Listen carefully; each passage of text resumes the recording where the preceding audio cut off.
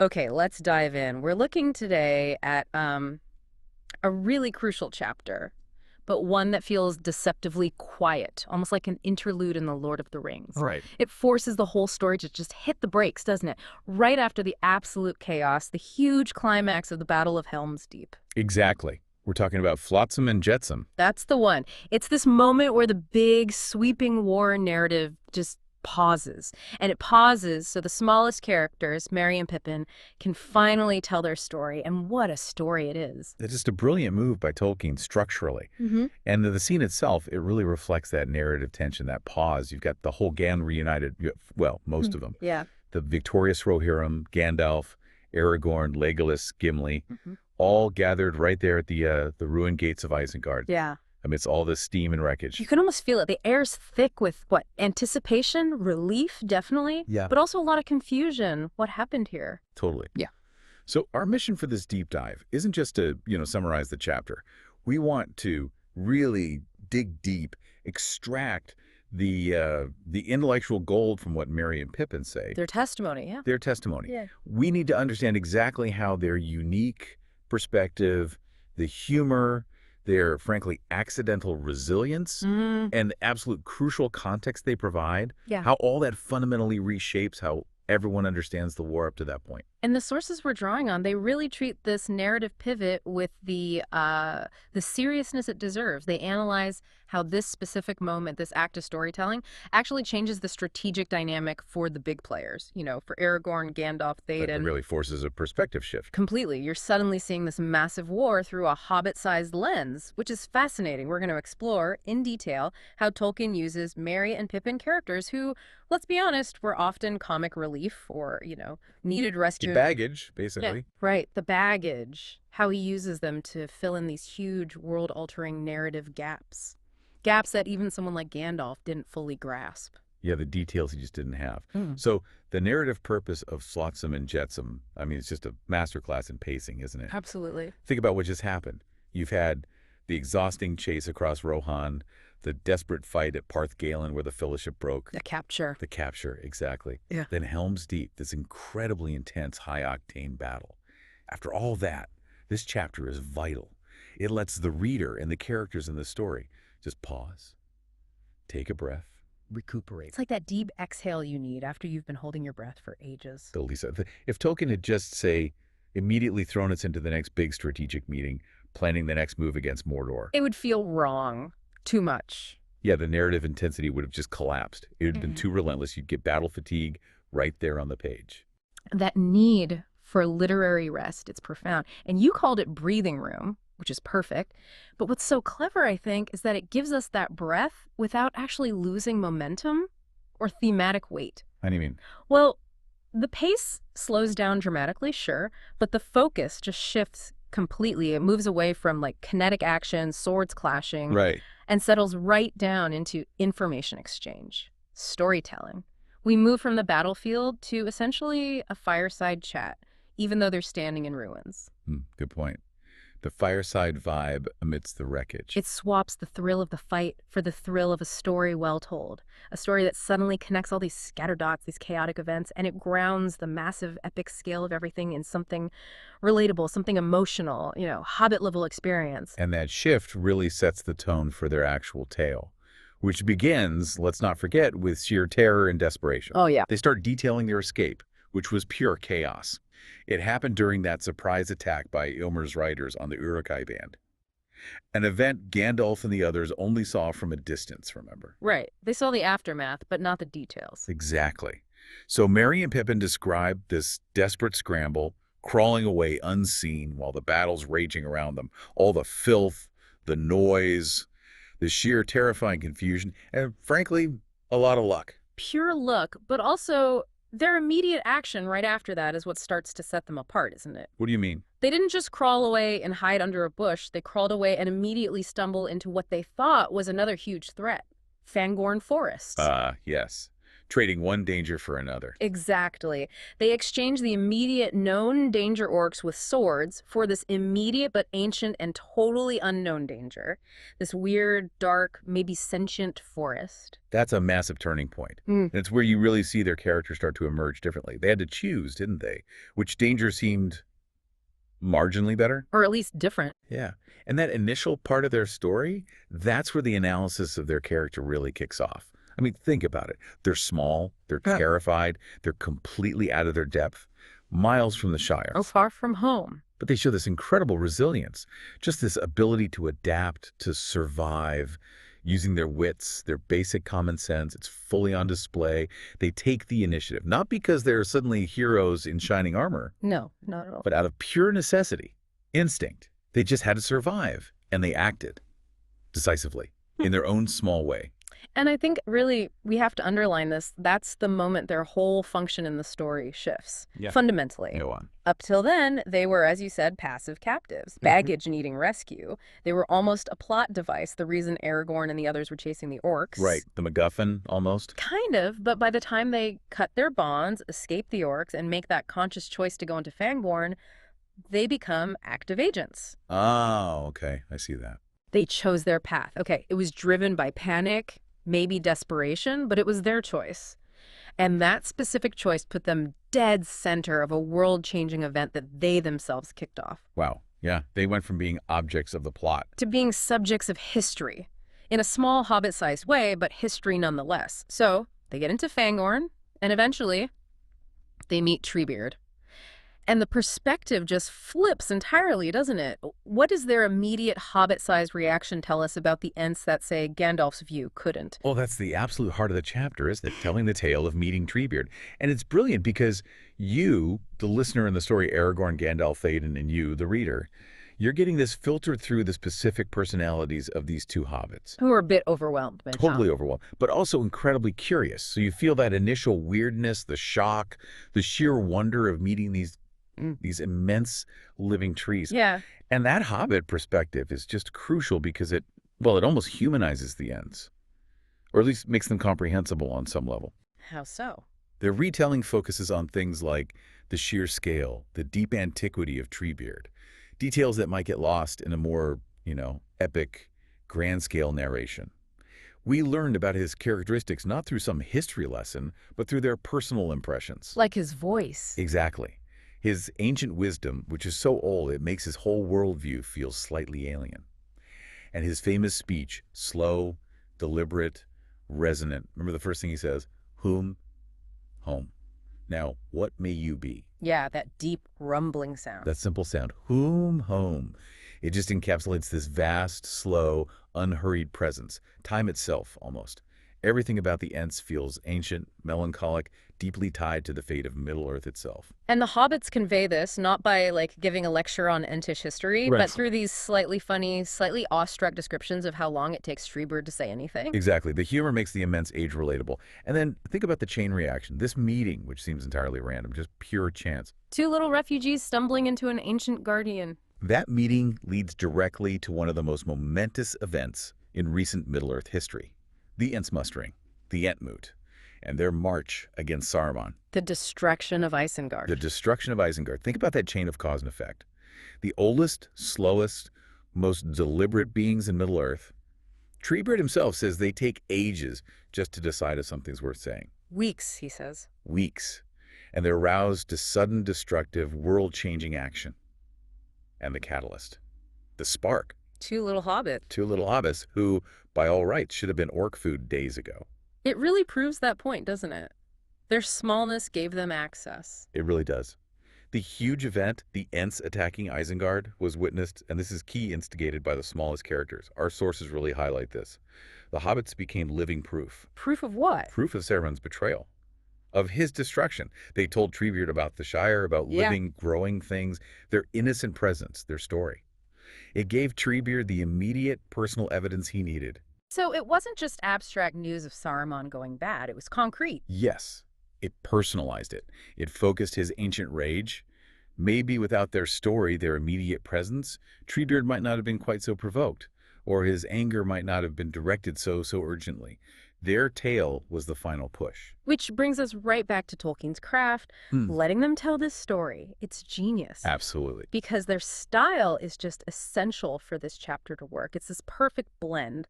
On one hand, total wide-eyed awe at, walking trees marching to war, Ah, a spectacle. and the sheer gravity of what they're witnessing, but mixed right in with that essential, cheeky Hobbit humor. Pippin especially right. He brings that lighter touch, commenting on the practicalities, the absurdity of it all. Yeah, like, are we going to get breakfast soon? Mm, Amidst the marching forest. exactly. And that tone is everything. It manages the scale. Yeah, If, say, Aragorn or Gandalf had narrated the March of the Ents, it would be terrifying. totally grim. Powerful, yes, but overwhelming. Primal nature unleashed for vengeance. But seeing it through Hobbit eyes, it's lightened, there's wonder, but also absurdity. It gives you, the reader, an emotional buffer. Precisely. A Hobbit touch. It makes those huge ecological themes, the nature's fury against industrial destruction. It makes them accessible, digestible. You can process these world-shaking events without just being emotionally flattened by the sheer weight of it all. It lets the reader and the listeners in the story, like Aragorn and Theoden, really absorb the scale of the Ents' power, their destructive capability, without being crushed. It's brilliant narrative management. It really is. It's like watching footage of a hurricane, maybe, but having a witty friend beside you pointing out the weird stuff like a garden gnome flying past and reminding you it's okay to be slightly amused by the sheer mind-boggling chaos. Yeah, the humor manages the terror. It provides this necessary emotional insulation for everyone involved. Okay, so the chapter title, Flotsam and Jetsam. The sources we looked at really dig into this as a profoundly rich image. We should probably unpack the difference between those two words first, literally, because I think the distinction really matters here. Yeah, good idea. So literally, what are we talking about? The basic definition is just debris, right? Wreckage that washes up after some kind of disaster or downfall. Okay, but flotsam and jetsam specifically. Right. So in maritime law, which is where the terms come from, flotsam is stuff found floating from a shipwreck. Cargo, bits of the ship itself, usually lost by accident, like in a storm. It's debris that's just tossed up by fate. Okay, tossed by fate, got it. And jetsam? Jetsam is different. That's stuff that was deliberately thrown overboard, jettisoned by the crew, usually to lighten the ship in an emergency, trying to save the vessel. So jetsam is debris that comes from a conscious, though probably desperate choice. Okay, flotsam fate, jetsam choice, roughly speaking. Roughly, yeah. So how does this apply literally to Isengard? The hobbits are standing there describing the ruins. Well, Isengard is clearly filled with flotsam. Saruman's fortress is smashed, the walls are broken, his war engines are wrecked, the pits are flooded. It's littered with the wreckage of his broken war machine, the scattered remains of his Uruk-hai armies, all tossed up by the storm of the Ents attack. Makes sense. What about jetsam then? Well, think about how Saruman built his power. It was all about industry, rapid, destructive consumption, tearing down trees, digging pits, making waste. Yeah, the descriptions are pretty grim. So when the Ents broke the dam and flooded everything, all that refuse, the waste products, the broken tools of his industry stuff, he'd essentially thrown overboard in the single-minded focus on building his army, all that got washed away and scattered too. So the literal jetsam is the industrial waste, the byproduct of his choices. Exactly. The destruction they witnessed and kind of participated in by guiding the water left behind just trash. The flotsam and jetsam of a failed industrial power. Okay, that's the literal level, but obviously Tolkien being Tolkien, there's a symbolic layer. Oh, absolutely. And that's where it gets really interesting, tying it back to the hobbits themselves. How so? Are they the flotsam? Well, the deeper symbolic reading suggests they kind of represent both concepts combined. They are definitely flotsam, aren't they? Small, seemingly insignificant characters just tossed around by these huge geopolitical storms. Yeah, captured by orcs, swept along, ending up in Fangorn. Exactly. Held by Saruman's forces, caught up in the ancient politics of the Ents.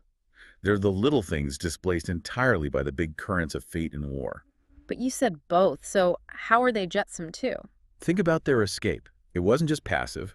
Amidst the chaos of the riders' attack, they made a deliberate choice. They cut their bonds. They crawled away. They actively jettisoned themselves from the orc band to survive. Ah, okay, that conscious act. That conscious active choice, however small and desperate it seemed, that's what led them to Fangorn. So they're not just passive victims bobbing on the waves. They're also the debris of war who chose their own course, even in panic.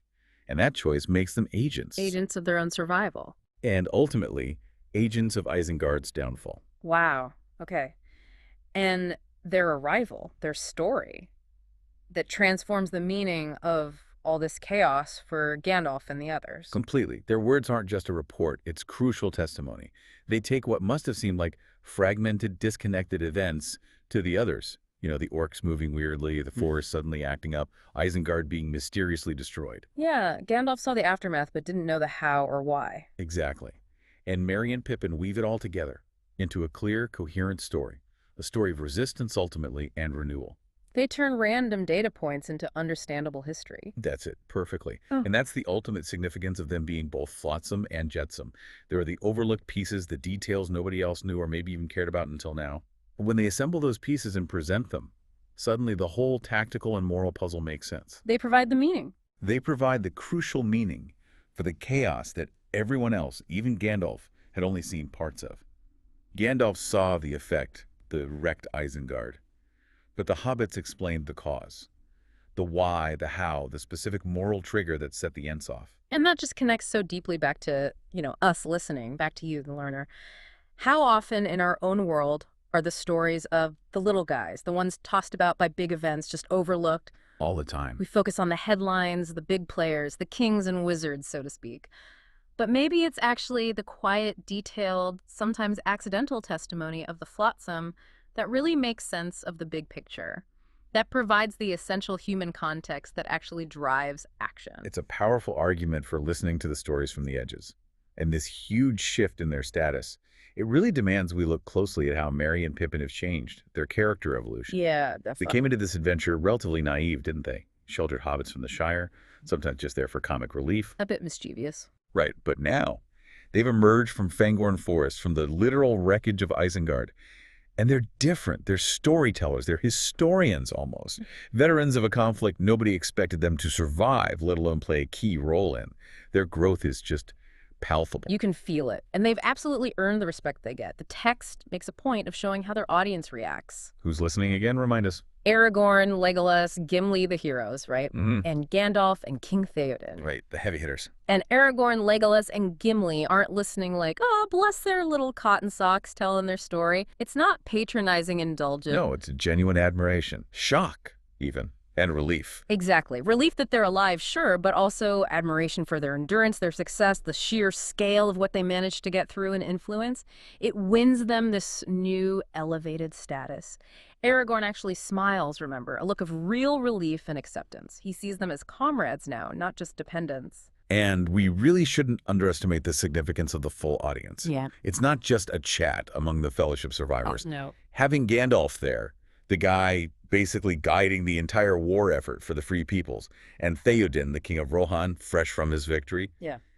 Their presence gives the Hobbit story immense weight, irreversible weight almost. It validates them. Completely. It confirms these little folks are no longer just, friends of important people who tagged along. They are trusted peers. They're standing there among kings and wizards as equals in the war effort at that moment. Their word is now vital intelligence.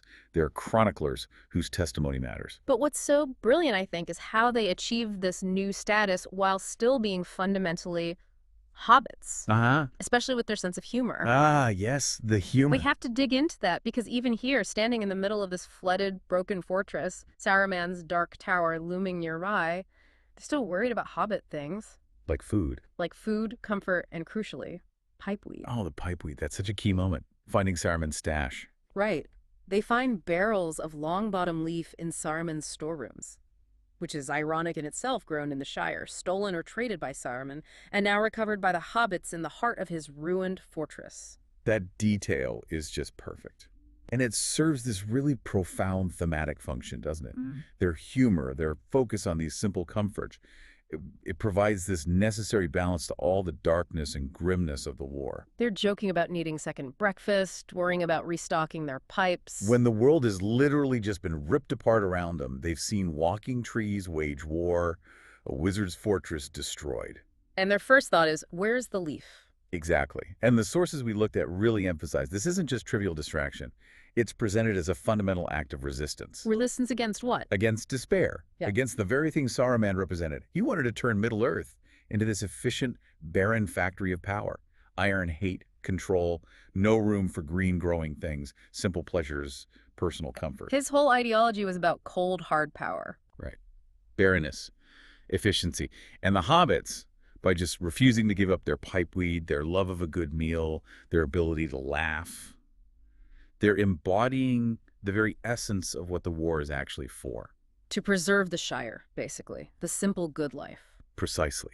They are living symbols of the Shire's enduring value, standing right there at the point of the enemy's utter ruin. Their small acts of finding comfort, smoking their pipes, sharing a laugh, they become powerful acts of defiance against Saruman's whole worldview. So let's pull back a bit and look at Tolkien's craft again, specifically in this chapter. Merry and Pippin, as you said, become these chroniclers, almost surrogate bards. Yeah, that's a good way to put it. Their main job here, narratively, is to connect the dots, to link up all the fragmented perspectives, what the main players saw, the wreckage, the battle outcomes, the confusing orc movements. With what the hobbits actually experienced. Right. The escape, why the Ents were motivated, the specific way Isengard fell. They knit these different pieces of the puzzle together into one coherent story for the leaders. And that act of chronicling, it taps right into something fundamental about Tolkien's world building, doesn't it? The whole oral tradition. History. Myth-making. How do you mean? Well, this isn't presented like a formal military debriefing. They're not writing reports. No, it feels much more natural. It's a saga being told, passed down around food they're eating while they talk, remember? Probably pipes are lit, voices maybe a bit lower against the backdrop of the ruined world. That whole setting gives the chapter this distinct fireside story quality. Ah, okay. So the way the story is told is as important as the story itself. I think so. The knowledge is passed intimately, person to person. That guarantees it sticks. Not just as a list of facts, but as a shared experience. It feels lived. That intimacy is crucial then. It connects us, the readers, back to how real-world sagas and histories were actually preserved, right? Told around the fire at feasts, passed down because they were engaging personal story. Exactly. Tolkien's subtly reminding us of the deepest histories, the ones that shape identity and action, are often passed down in these intimate communal ways. Not just through official records or dusty books. It feels like a very organic way to transfer this vital knowledge about the war. And what is the core knowledge they transfer? What's the central message that Flotsam and Jetsam really hammers home? For me, it's this profound truth about how history works. Even the seemingly insignificant stuff, the stuff that looks like mere Flotsam and Jetsam tossed around by big events, even that can fundamentally change everything. You can draw a straight line. You can draw a direct, undeniable line. The hobbits bumping into Treebeard, which was part luck, part their own choice to go into Fangor in that meeting, was the direct trigger for the military collapse of Isengard. It's the ultimate butterfly effect. But is it just random luck, I wonder?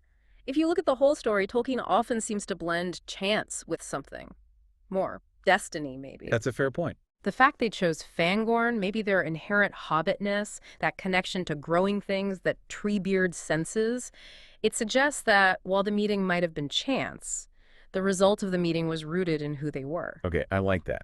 So it reinforces the theme that the smallest, most unlikely people can steer history. Not necessarily through strength or power. But through maybe moral character and definitely through timely communication, getting the right information to the right person at the right time. Yes, the argument holds. They didn't win this particular victory through grand strategy or fighting skill. They won it through incident, through curiosity, through their connection to nature, and crucially, through their ability to tell their story effectively, to communicate their plight to this ancient power who was, perhaps, ready to listen. They carried the truth. They became the bearers of immediate, actionable truth. Saruman is bad. Here's the proof right here in front of you. And that, I think, is the ultimate synthesis for you, the listener. It applies way beyond Middle-earth, doesn't it? It shows that knowledge, even knowledge you pick up accidentally, maybe through scary or chaotic experiences, is incredibly valuable, but only when it connects with someone or something that can actually act on it. Right. Merry and Pippin brought the raw truth of Saruman's ecological and moral crimes straight to the Ents, and the Ents had both the power and the righteous anger to act. The knowledge was the key. And the hobbits, the smallest pieces in the whole war, carried that key. That transformation from being just debris, captives, flotsam, to becoming the essential key bearers. That's why this quiet chapter is actually so pivotal. It changes the flow, the understanding, the morale of the entire war effort. Hashtag tech outro. So wrapping this up, we've really dug into how this narrative pause, this chapter flotsam and jetsam, it provided that essential tonal balance right after the intensity of Helm's Deep. Yeah, that breath. That breath. Yeah. And we saw how it cemented the incredible character growth of Merry and Pippin, forcing them into this role of chroniclers, of vital witnesses. Earning their stripes. Definitely. And it really demonstrates how the simple act of sharing a story, a detailed, engaging story, can be just as important strategically, just as powerful as winning a battle. Absolutely. And I think our final takeaway really comes back to that title and the Hobbit's quiet resistance. Flotsam and jetsam is so crucial because it reminds you that knowledge, vital information, it's most valuable when it's understood and then applied. Connecting knowledge to action. Exactly. And also that even when things are dire, in times of huge crisis, those simple, ordinary comforts, a good meal, sharing a laugh with friends, maybe finding that stash of pipeweed, they aren't trivial escapes. They're acts of defiance. They really are. Yeah. Powerful, enduring acts of defiance against the forces trying to crush the spirit. Yeah. Against darkness and despair. So if it's the smallest characters, the flotsam, who end up knitting the whole grand narrative together, who bring coherence out of chaos and provide that key moral spark, then maybe here's a final thought for you to take away. What essential stories might you be missing in your own life, in the world around you, because they seem too fragmented, too accidental, or maybe just too small to seem like they matter? Good question. Maybe go listen to those narratives on the periphery. Go explore.